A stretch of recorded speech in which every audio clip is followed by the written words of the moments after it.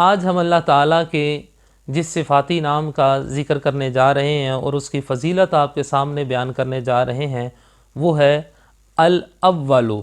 दूसरे तरीके से पढ़ेंगे तो या अव्वलु, या अव्वलु। ये जो वजीफ़ा है, जिनको औलाद की ख्वाहिश हो कि अल्लाह ताला हमें बेटा अता फ़रमाए, तो जिसके यहाँ औलाद नरीना ना होती हो, वो 40 दिन रोज़ाना, 40 दिन रोज़ाना 40 मरतबा, टाइम की कोई पाबंदी नहीं है, रोज़ाना किसी भी वक्त इसको पढ़ें और 40 मरतबा इसको पढ़ें या अव्वलु।